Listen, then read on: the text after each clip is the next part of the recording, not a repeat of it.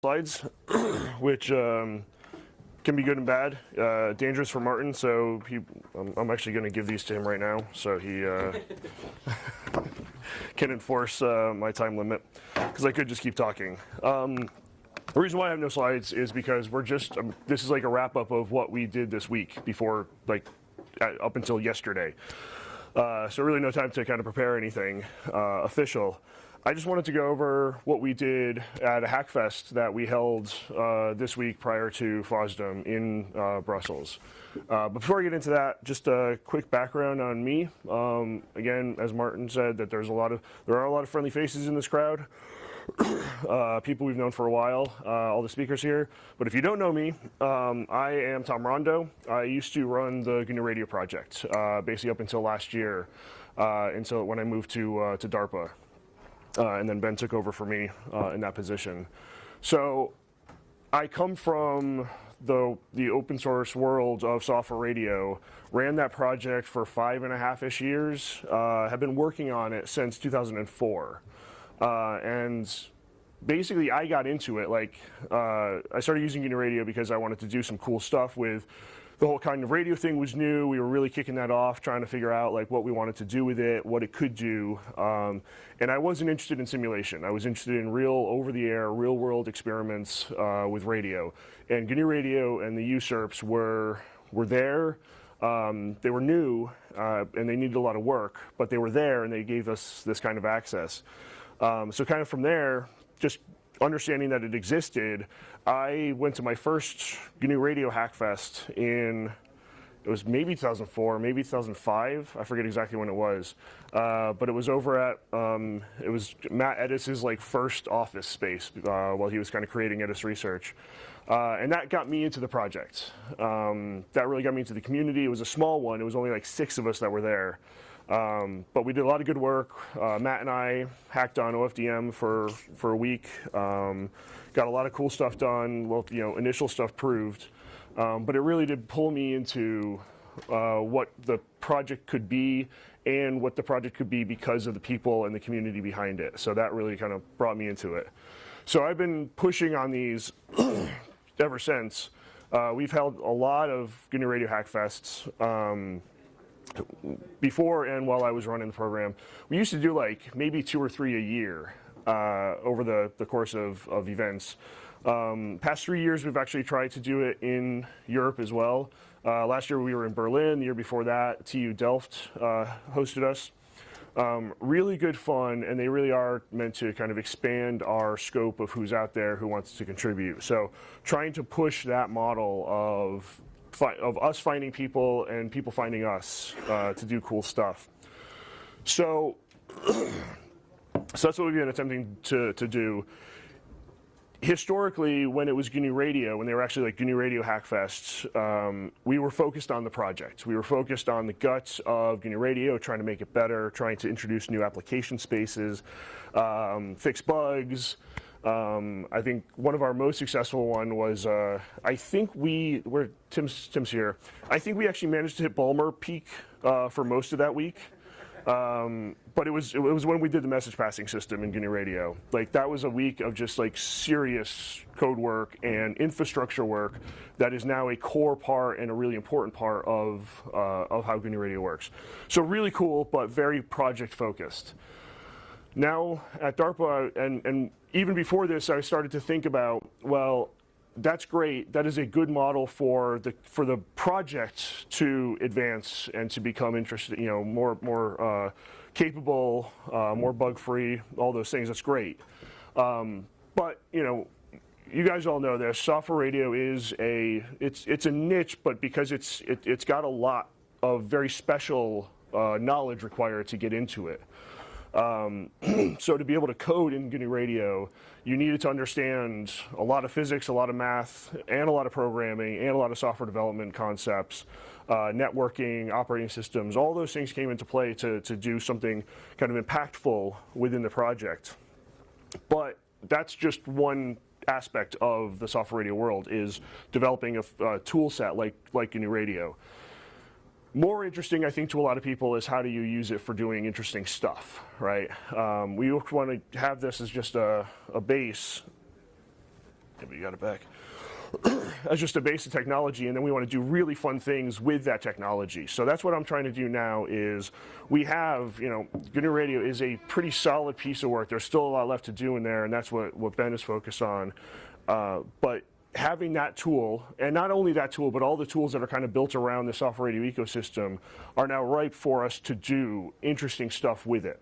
And so that's what I was trying to do here. That's what I was interested in trying to push on here from my perspective now at DARPA, is how can we actually make use of this kind of incredible base of technology to kind of answer interesting questions. So, all right, so we, at this particular Hackfest, it was a 3-day one, so it's fairly short for us. Usually it's like a week, but we just did a 3-day one. Set up in the hotel here. Here's our website. We're hoping to do more of these. We're hoping to continue to increase the scope of them. This is just kind of our kickoff one. The focus of this was electromagnetic interference through incidental emissions. So kind of an interesting, almost obscure problem, but it was kind of kicked off because the Federal Communications Commission, the regulators, the FCC, who regulate spectrum in the US, their technical advisory committee came out, and I know a number of them on there, they came out with this advisory notice that says these incidental emissions from our everyday electronics are actually starting to become a serious interference threat to the future of communications. So that's an interesting challenge posed, an interesting thought to look at. So we were like, what can we do using software radio, kind of these free tools and fairly inexpensive equipment, but advanced equipment to study this problem, to get a hold on this problem. And it also gives us a chance to do some kind of interesting work, interesting tools analysis, developing around that challenge problem. There's a lot that goes into that. So that's what you're studying. And then the motivation for it, as I said, this threat to the kind of communications infrastructure comes because of, and I know it's a hated word, but it comes because of IoT. We may not like the word, but it's happening, right? We are going more wireless. 5G, if you're not into kind of the mobile broadband world, fifth generation, post LTE communications, huge topic in the regulatory business, academics, and industry right now as we're pushing towards this. A part of fifth generation cellular communications is going to be device to device. And femtocells. So very small signals, small power radios trying to move a lot of our data around. They're much more susceptible. They're both susceptible to interference, and as we've noticed here, when we look at the results we got, the more electronics you have out there, the more electronic interference you're creating for yourself. So this is kind of this field that could just start exacerbating itself and causing these problems. So that was kind of the motivation for looking at this. Two things, we really focused from the device concept at our Hackfest on two things. Power supplies for computers and cell phone chargers. So we noticed, so we did this collection and basically set up a set of experiments to look at these different devices, plug them in, unplug them, like kind of go through different stages, capture snapshots of the data so we could look at it later. So we had like four laptop chargers. Let's see where I am in time. So we had like 4 laptop chargers that we were looking at. We had an Apple, a Dell, a Lenovo, and then a fake knockoff Lenovo. And you can almost go in order of what I just said to least emissions to most emissions. That knockoff, the fake Lenovo power supply, was incredibly loud. Like, it was obvious what was that it was just emitting. So we could actually have a standoff of the antenna and see the effects on the noise floor when that thing was turned on. So right there is a pretty good result that, yes, this stuff happens, this stuff is a problem. I think maybe my most interesting result from the cell phone world was these little, these wall warts, these little cell phone chargers, direct AC to USB, are also really loud. And because they're so small, there's very little shielding that anybody's trying to put into them. But you can see them. What was the result? Who's there? Like 5 feet away, you guys were seeing stuff? So 5 feet at a standoff with just an omnidirectional antenna, and you can pick this stuff up. So that was really cool. so that what I think the experiment was, they had 6 of them, and so we have data sets that are like 0, 1, 2, 3, 4, 5, and 6 devices plugged in. So that's really interesting. And then there was one of those inductive chargers, the Qi inductive charger for the Samsung phone. You put it on that. Incredibly useful. Like, we all love the idea. You just want to be able to like plop your phone down to make sure it's like constantly charging with these battery packs or otherwise. Probably the loudest of the group. So they're supposed to be like near field, magnetic coupling. Turns out they're incredibly noisy. So then you think about, like, again, the future of our electronic and wireless world. I believe, I don't know if it's actually happening, but I know I heard that there was discussions between furniture makers like IKEA and some of these inductive chargers to basically put them into your furniture, right? So now you're like, and it's great, it's a cool idea, I want it, where you just like put your phone down on the armrest of your chair and it's constantly charging, right?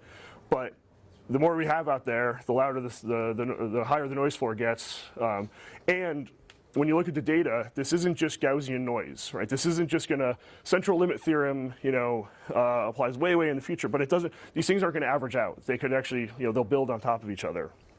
So really cool stuff from that perspective of what we were able to capture.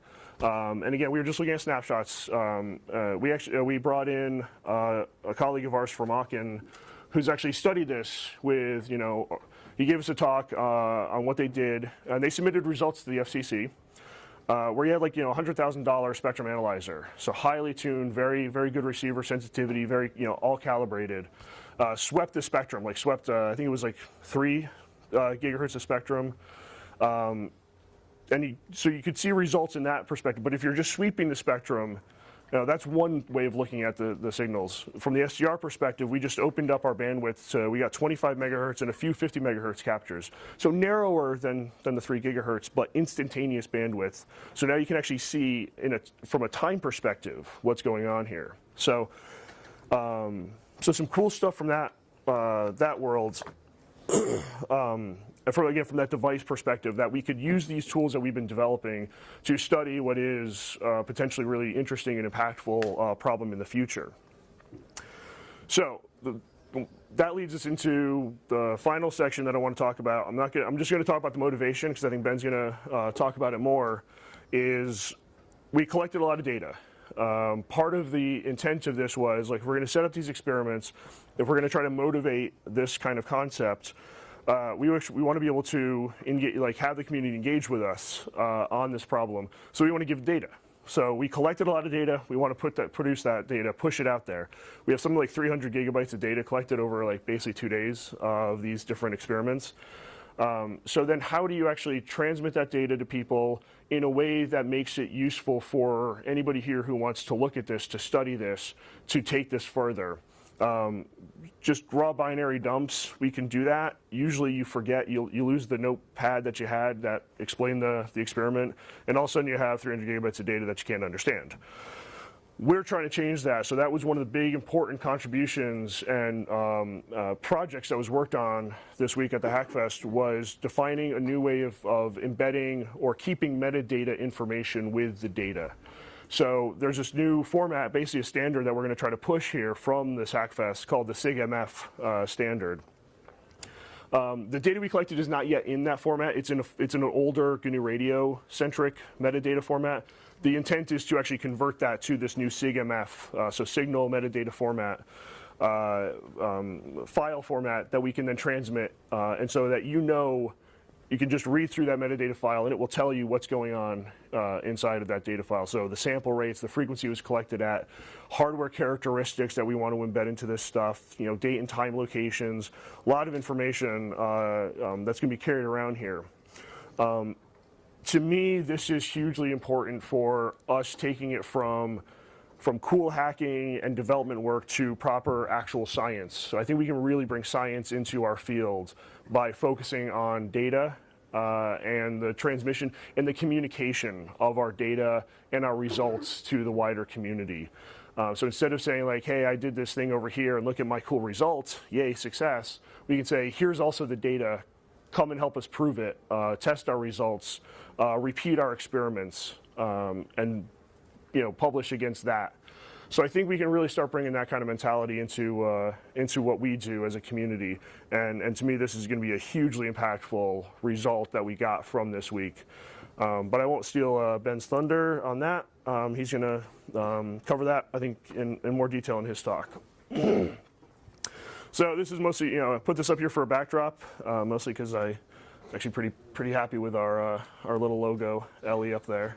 But yeah, so we do have this out. This explains the problem book that we created for the Brussels Hackfest, and will be the space for our future work that we're doing. So the plan is, this is very tentative, but we are aiming for a US-based Hackfest in November, actually not probably, it will be in California, and we're going to be working with NASA Ames on that one.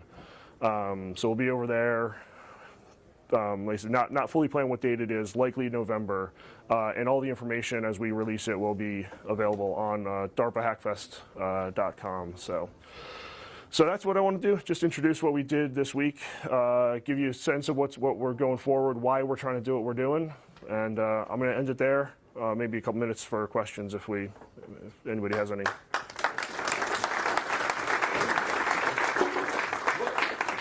Yes, Philip. Yeah, we do have time for questions actually, and I'd like to ask Ben to start setting up his stuff while we're doing that though.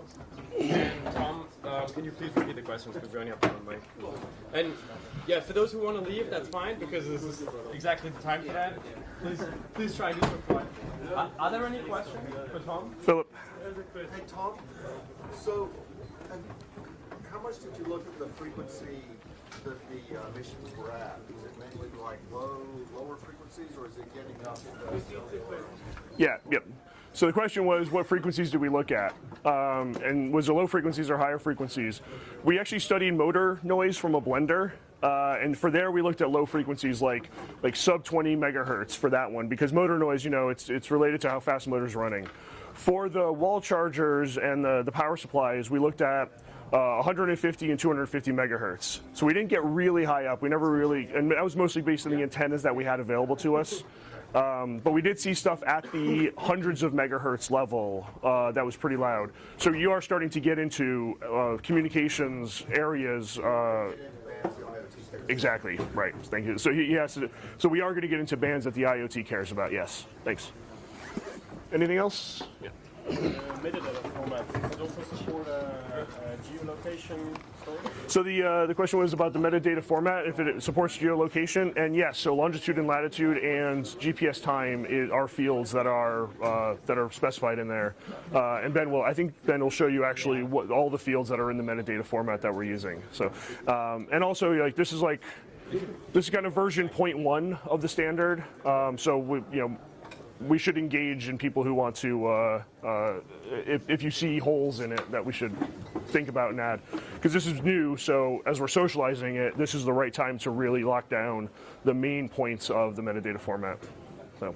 Can everyone, is there still an empty seat up there?